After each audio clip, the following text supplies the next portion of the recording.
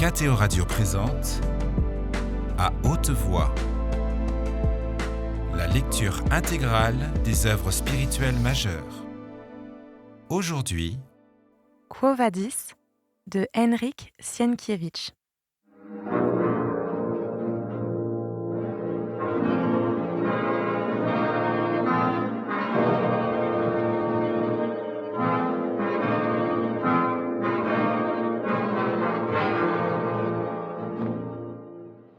La mort, pensa le jeune patricien. Puis, comme dans un rêve, il entendit le cri de Ligie. « Ne tue pas !» Ensuite, il sentit que quelque chose comme la foudre avait défait ses bras qui enlaçaient la jeune fille. Enfin, la terre tournoya avec lui, et la lumière du jour s'éteignit dans ses yeux. Quilon, tapi dans un angle de mur, attendait la suite des événements, ballotté entre la curiosité et la peur. Il pensait aussi que si l'enlèvement de Ligie réussissait, il serait bon de rester auprès de Vinicius. Il ne craignait plus Urbain, car il était sûr que Croton l'avait tué.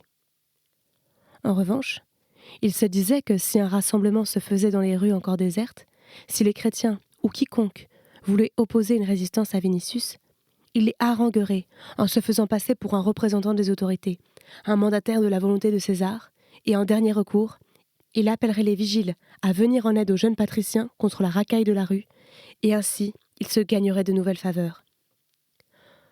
En son fort intérieur, il avait toujours considéré que le projet de Vinicius était déraisonnable. Mais, vu la force effroyable de Croton, il supposait qu'il pouvait réussir. Si cela allait mal avec eux, le tribun porterait lui-même la jeune fille, tandis que Croton lui frayerait la voie. Pourtant, le temps lui semblait long. Le silence du vestibule qu'il observait de loin l'inquiétait. S'ils ne tombent pas sur sa cachette et s'ils ne font pas du bruit, ils l'effaroucheront. Cette pensée ne lui était d'ailleurs pas désagréable, car, en ce cas, il serait de nouveau nécessaire à Vinicius et saurait en tirer encore une quantité non négligeable de sesterces.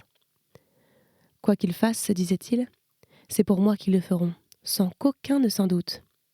Dieu, permettez-moi seulement. Il interrompit soudain le cours de sa pensée. Il lui sembla en effet voir quelque chose bouger dans le vestibule. Il se colla donc au mur et se mit à regarder en retenant son souffle. Il ne se trompait pas. Une tête apparaissait à demi et regardait tout autour. Au bout d'un moment, cependant, elle disparut. « C'est Vinicius ou Croton » pensa Quilon. « Mais s'ils ont enlevé la jeune fille, pourquoi ne crie-t-elle pas et pourquoi observe-t-il la rue ? De toute façon, ils devront rencontrer du monde, car d'ici aux Carines, il régnera une certaine animation dans la ville. Qu'est-ce donc ? Par tous les dieux immortels ! Et soudain, ce qui lui restait de cheveux sur la tête se hérissa. Ursus avait paru sur le pas de la porte, portant sur ses épaules le corps de Croton, et regardant encore une fois autour de lui, dans la rue déserte, il se mit à courir avec son fardeau en direction du fleuve. Quilon, telle une plaque de plâtre, s'aplatit encore plus contre les murs. « S'il m'aperçoit, je suis perdu, pensa-t-il. Mais Ursus dépassa en courant l'angle de la maison où Quilon s'était tapi et disparut derrière la maison suivante. Sans attendre plus longtemps, Quilon se mit à courir, s'enfonçant dans une ruelle perpendiculaire, claquant des dents d'effroi et avec une agilité qui eût pu étonner même chez un jeune homme. Si, de retour, il m'aperçoit de loin, il me rattrapera et me tuera, se disait-il. Sauve-moi, Zeus, au secours Apollon, au secours Hermès, au secours Dieu des chrétiens. Je quitterai Rome, je reviendrai à Mésembrie, mais délivrez-moi des mains de ce démon. Et ce Lygien qui avait tué Croton lui semblait être réellement, à cet instant, une créature surhumaine. Tout en courant, il songeait qu'il pourrait bien être quelque dieu qui avait pris la figure d'un barbare. En ce moment, il croyait à tous les dieux du monde et à tous les mythes dont, d'ordinaire, il se moquait. L'idée lui traversa aussi l'esprit que c'était le dieu des chrétiens qui avait pu tuer Croton, et ses cheveux se dressèrent de nouveau sur sa tête à la pensée qu'il s'était mis à dos une telle puissance. Ce n'est qu'après avoir parcouru plusieurs ruelles et aperçu, au loin, des ouvriers venant dans sa direction, qu'il se calma un peu. À bout de souffle, il s'assit sur le seuil d'une maison et, avec un pan de son manteau, il épongea son front ruisselant de sueur. « Je suis vieux et j'ai besoin de calme, » se dit-il. Les gens qui avançaient dans sa direction tournèrent dans une ruelle latérale et, de nouveau, le vide se fit autour de lui. La ville dormait encore. Le matin, les quartiers plus aisés s'animaient plus tôt, car les esclaves des maisons riches devaient se lever au petit jour, tandis que là où habitait une population libre, nourrie aux frais de l'État et par conséquent paresseuse, on se réveillait assez tard, surtout en hiver. Après être resté quelque temps assis sur le seuil de la maison, Quilon sentit le froid le transir. Il se leva donc et, s'étant assuré qu'il n'avait pas perdu la bourse que lui avait donnée Vinicius, il se dirigea d'un pas déjà plus lent vers le fleuve. « Je verrai peut-être, quelque part, le corps de Croton, songeait-il. Dieu, ce Lygien, si c'est un homme, pourrait en une année gagner des millions de sesterces, car s'il a étouffé Croton comme un chiot, alors qui lui résisterait? À chaque apparition dans l'arène, on lui donnerait son pesant d'or. Il garde mieux cette jouvencelle que Cerbère ne garde les enfers, mais aussi que l'enfer l'engloutisse. Je ne veux pas avoir affaire à lui, il est trop osseux. Mais que me reste-t-il à faire? Il s'est passé une chose effroyable. S'il a cassé les os à quelqu'un comme Croton, alors il est probable que l'âme de Vinicius gémit elle aussi, là-bas, au-dessus de cette maudite maison, en attendant ses obsèques. Par Castor, c'est tout de même un patricien, un ami de César, le neveu de Pétrone, un seigneur connu dans Rome tout entière et un tribun militaire. Sa mort leur coûtera cher. Et si j'allais au camp des prétoriens ou bien chez les vigiles? Il se tut ici, puis se mit à réfléchir. Mais, au bout d'un moment, il poursuivit. Malheur à moi. Qui l'a fait entrer dans cette maison sinon moi-même? Ces affranchis et ces esclaves savent que je venais le voir, et certains même n'ignorent pas dans quel but. Qu'adviendra-t-il s'il me soupçonne de lui avoir intentionnellement indiqué la maison dans laquelle il a trouvé la mort? Même si plus tard, la preuve est faite au tribunal que je ne l'ai pas voulu, on dira malgré tout que j'en ai été la cause? Étant donné que c'est un patricien, je n'échapperai en aucun cas au châtiment. Mais, si je quittais discrètement Rome et me transportais quelque part loin, les soupçons se renforceraient. D'un côté, comme de l'autre, il était en mauvaise posture. Il s'agissait seulement de choisir le moindre mal. Rome était une ville immense. Pourtant, Quilon sentit qu'il pourrait s'y trouver à l'étroit. Tout autre que lui aurait pu se rendre directement chez le préfet des vigiles pour y raconter ce qui était arrivé, et, même si un soupçon avait pesé sur lui, attendre en toute tranquillité le résultat de l'enquête. Mais le passé de Quilon était tel que tout contact plus proche avec le préfet de la ville ou le préfet des vigiles devait lui attirer de gros ennuis, et en même temps confirmer tous les soupçons qui pourraient naître dans la tête des magistrats. D'autre part, fuir, c'était confirmer Pétrone dans la supposition que Vinicius avait été trahi et assassiné par des malfaiteurs avec lesquels Quilon était de connivence. Or Pétrone était un personnage puissant, qui pouvait avoir sous ses ordres la police de tout l'Empire, et qui ferait, à n'en pas douter, l'impossible pour retrouver les coupables, même s'il devait les poursuivre aux confins du monde. Quilon se demanda s'il ne devait pas aller le voir directement et lui raconter ce qui était arrivé. Oui, c'était ce qu'il y avait de mieux à faire. Pétrone était un homme calme, et Quilon pouvait au moins être sûr qu'il l'écouterait jusqu'au bout. Pétrone, qui était au courant de l'affaire depuis le début, croirait aussi plus facilement que les préfets à son innocence. Pour aller le voir, il fallait toutefois savoir en toute certitude ce qu'était devenu Vinicius, et Quilon l'ignorait. Il avait, à vrai dire, vu le Lygien portant le corps de Croton se diriger furtivement vers le fleuve, mais rien de plus. Vinicius pouvait être tué, mais il pouvait tout aussi bien être blessé ou captif. Et c'est seulement maintenant que vint à l'esprit de Quilon que les chrétiens n'auraient sans doute pas osé tuer un personnage aussi puissant, un Augustin et un haut magistrat militaire, car un tel forfait pouvait attirer sur eux une persécution générale. Le plus vraisemblable était qu'ils l'avaient retenu de force pour donner à Ligie le temps de se cacher, à nouveau, dans un autre endroit. À cette pensée, Quilon reprit courage. Si ce dragon lygien ne l'a pas mis en pièces dans un premier mouvement, alors il est en vie. Et s'il est en vie, il témoignera lui-même que je ne l'ai pas trahi. Et en ce cas, non seulement je ne risque rien, mais encore, ô Hermès, tu peux de nouveau compter sur deux génisses, un nouveau champ d'activité s'ouvre devant moi. Je peux indiquer à un de ces infranchis où il doit chercher son maître, et alors, qu'il aille trouver le préfet ou pas, c'est son affaire, pourvu que je n'y aille pas, moi. Je peux aussi aller voir Pétrone et compter sur une récompense. J'ai cherché Ligie. Maintenant, je vais chercher Vinicius, puis de nouveau Ligie. Mais il faut d'abord que je sache s'il est vivant ou tué. Ici, l'idée l'effleura de se rendre la nuit chez le boulanger de Mas et d'interroger Ursus. Mais il écarta aussitôt cette pensée. Il préférait ne rien avoir à faire avec Ursus. Quilon avait des raisons de supposer que, si Ursus n'avait pas tué Glaucus, c'est que visiblement, quelques supérieurs chrétiens auxquels il avait confessé son intention de le tuer l'en avaient dissuadé, lui faisant comprendre que c'était une affaire louche, manigancée par quelques traîtres. D'ailleurs, rien qu'au souvenir d'Ursus, un frisson lui parcourait tout le corps. En revanche, il pensa envoyer le soir Euryssus prendre des nouvelles dans la maison où l'incident avait eu lieu. En attendant, il avait besoin de se restaurer, de prendre un bain et de se reposer. Une nuit blanche, le chemin de l'Ostrianum et la fuite du Transtévère l'avaient réellement épuisé.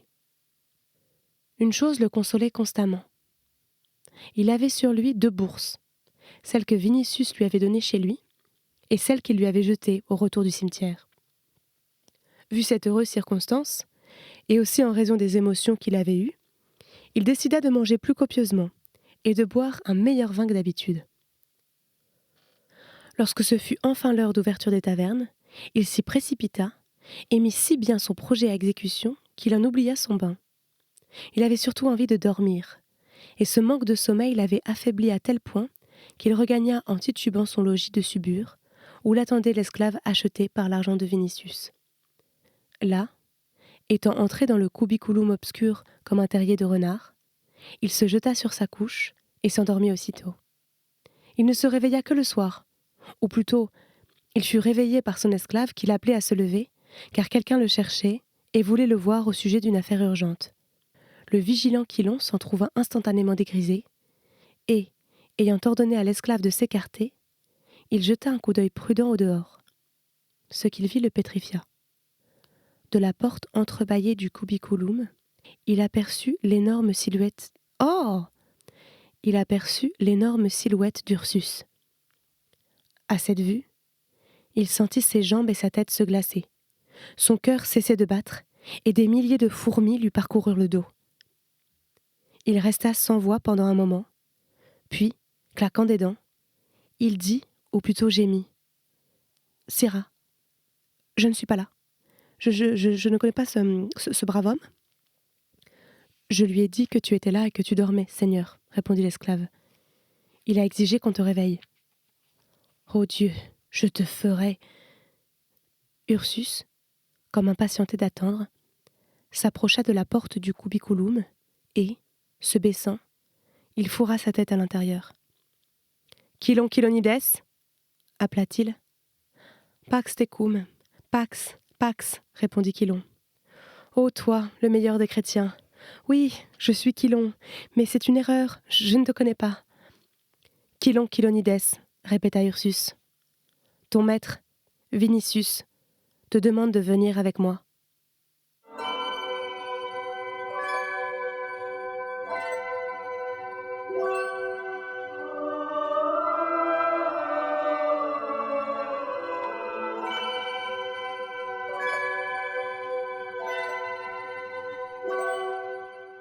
Vinicius fut réveillé par une douleur aiguë, Tout d'abord, il essaya vainement de comprendre où il était et ce qui lui était arrivé.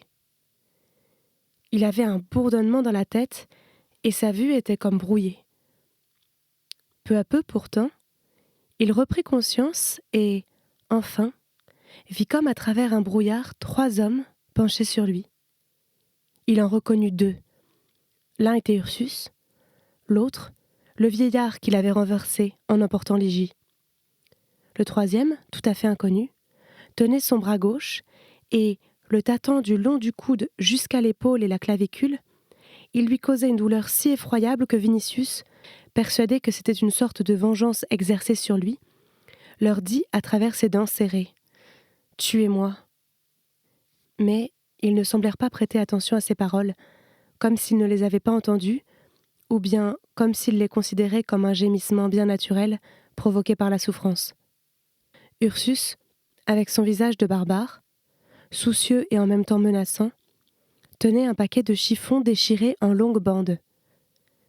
Le vieillard disait à l'homme qui pressait le bras de Vinicius « Glaucus, es-tu sûr que cette blessure à la tête n'est pas mortelle ?»« Tout à fait, honorable Crispus, » répondit Glaucus. « Ayant servi comme esclave sur des navires, puis ayant habité à Naples, j'ai pensé bien des blessures, et avec l'argent que m'a procuré cette activité, j'ai pu enfin me racheter et racheter les miens. La blessure à la tête est légère. Lorsque cet homme, il indiqua Ursus d'un signe de la tête, a repris Ligie à ce jeune homme et l'a projeté contre le mur, ce dernier a dû, visiblement, se protéger la tête de son bras, provoquant une luxation et une fracture, mais grâce à cela, la tête a pu être épargnée et sa vie est sauve. Tu as soigné plus d'un de nos frères, ajouta Crispus, et tu passes pour être un médecin habile. C'est bien pourquoi j'ai envoyé Ursus te quérir. Ursus qui m'a avoué en chemin qu'il était encore hier prêt à me tuer. Mais, avant de te le dire, il m'avait confessé son intention de te tuer. Comme je te connais et connais ton amour du Christ, je lui ai expliqué que ce n'était pas toi le traître, mais cet inconnu qui le poussait au meurtre. C'était un mauvais esprit, et moi, je l'avais pris pour un ange, dit Ursus en poussant un soupir. Tu me raconteras cela une autre fois, conclut Glaucus. Maintenant, nous devons nous occuper du blessé.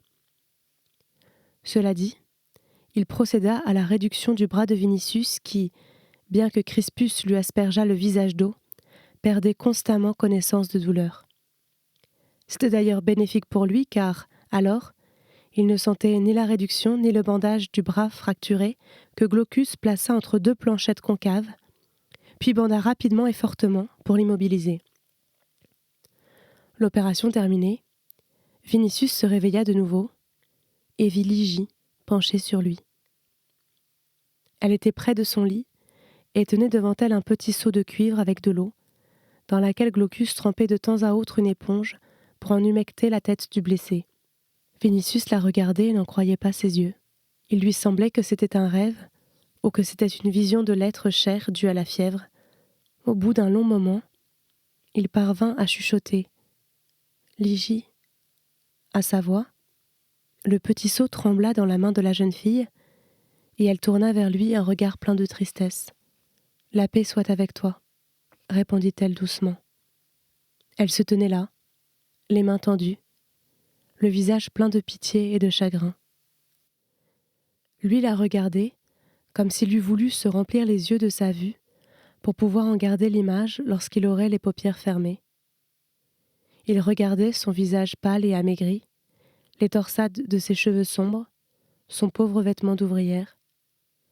Il la regardait avec tant d'insistance que, sous ce regard, le front blanc de la jeune fille commença à rosir. Il songea tout d'abord qu'il l'aimait toujours, puis que sa pâleur et sa pauvreté étaient son œuvre, et que c'était lui qui l'avait chassée d'une maison où on l'aimait, et où elle vivait dans l'aisance et le confort, pour la jeter dans cette misérable chambre et la vêtir de ce méchant manteau de drap sombre. Lui, qui pourtant eût voulu la parer des brocarts les plus précieux et de tous les joyaux du monde, la regardait maintenant avec stupeur. Une angoisse, une pitié, et un regret si grand l'envahirent qu'il fut tombé à ses pieds s'il eût pu bouger. « Ligie, dit-il, tu n'as pas permis de me tuer. » Elle lui répondit avec douceur, « Que Dieu te rende la santé. » Pour Vinicius, qui avait conscience des torts qu'il lui avait fait naguère et de celui qu'il avait voulu lui faire récemment, les paroles de Ligie étaient un véritable baume. Il oublia pendant un moment que c'était l'enseignement chrétien qui pouvait parler par sa bouche. Il sentait seulement que parlait une femme aimée et qu'il y avait dans sa réponse une sorte de tendresse toute personnelle et une bonté carrément surhumaine qui le bouleversait jusqu'au tréfonds de son âme. Tout comme il avait auparavant défailli de douleur, il défaillait maintenant d'émotion.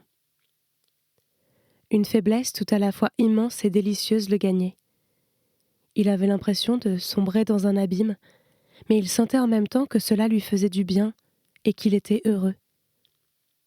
Il pensait aussi en ce moment de défaillance qu'une divinité se tenait auprès de lui. Glaucus avait cependant fini de laver la blessure à la tête et y avait appliqué un onguent. Ursus prit le seau des mains de Ligie tandis qu'elle-même, ayant pris la coupe de vin coupée d'eau qui se trouvait sur la table, la porta aux lèvres du blessé. Vinicius but avec avidité et éprouva un énorme soulagement. Après le pansement, la douleur avait presque cessé. Les blessures et les contusions commencèrent à se tuméfier. Il reprit tout à fait connaissance. « Donne-moi encore à boire, » dit-il. Ligie se rendit avec la coupe vide dans la seconde pièce, tandis que Crispus, qui avait échangé quelques mots brefs avec Glaucus, s'approcha du lit de Vinicius et lui dit « Vinicius, Dieu ne t'a pas permis de commettre une mauvaise action, et il t'a laissé en vie pour que tu révises ta conduite. Celui devant lequel l'homme n'est que poussière t'a livré sans défense entre nos mains. Mais le Christ en lequel nous croyons nous commande d'aimer même nos ennemis. Nous avons donc pincé tes blessures, et comme l'a dit Ligie, nous prierons pour que Dieu te rende la santé. Mais nous ne pouvons veiller sur toi plus longtemps. Reste donc en paix, et pense, s'il convient de persécuter plus longtemps Ligie, que tu as privé de ses protecteurs et d'un toit, et nous-mêmes, qui t'avons rendu le bien pour le mal. »« Vous voulez m'abandonner » demanda Vinicius. « Nous voulons quitter cette maison, où peut nous atteindre la persécution du préfet de la ville. Ton compagnon a été tué, et toi, qui es puissant parmi tes semblables, tu es blessé.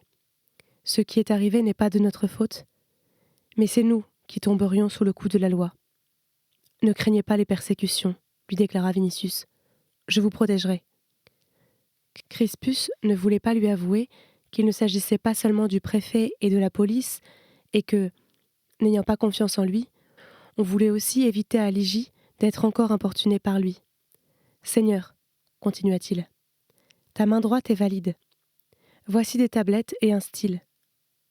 Écris à tes serviteurs de venir ici ce soir, avec une laitière, et de te transporter chez toi, où tu auras plus de confort que dans notre pauvreté. Nous logeons ici chez une pauvre veuve qui ne va pas tarder à venir avec son fils, et ce jeune garçon portera ta lettre. Nous, par contre, nous devons chercher un autre abri. » Vinicius pâlit. Il se douta en effet qu'on voulait le séparer de Ligie et que, s'il la perdait de nouveau, il ne la reverrait peut-être plus jamais. Il comprenait, à vrai dire, que quelque chose de grave était survenu entre elle et lui, et que, s'il voulait la posséder, il devrait chercher d'autres moyens d'y parvenir, ce à quoi il n'avait pas encore eu le temps de penser. Il comprenait aussi que, quoi qu'il pût dire à ces gens, même s'il leur jurait de rendre Ligie à Pomponia Graecina, ils auraient le droit de ne pas le croire, et ne le croiraient pas. Il aurait pu le faire déjà avant. Au lieu de persécuter Ligie, il aurait pu se rendre chez Pomponia et lui jurer qu'il renonçait à poursuivre la jeune fille, et alors Pomponia elle-même l'aurait retrouvée reprise. Non. Il pressentait qu'aucune promesse de ce genre ne saurait les retenir, et aucun serment solennel ne serait accepté, d'autant plus que, comme il n'était pas chrétien, il devrait sans doute jurer sur les dieux immortels auxquels lui-même ne croyait pas beaucoup, et qu'eux considéraient comme de mauvais génies. Pourtant, il désirait désespérément se réconcilier avec Ligie et avec ses protecteurs, par n'importe quel moyen. Mais il avait besoin pour cela d'un peu de temps, Il tenait aussi à la regarder, ne fût-ce que quelques jours. C'était À haute voix, une émission de KTO Radio. Aujourd'hui, Quo Vadis. Lecture, Marie Rambaud. Captation et réalisation, Gustave Schlicht et Thibaut Dagalier. Une émission disponible en podcast sur ktoradio.com ou sur l'application KTO Radio.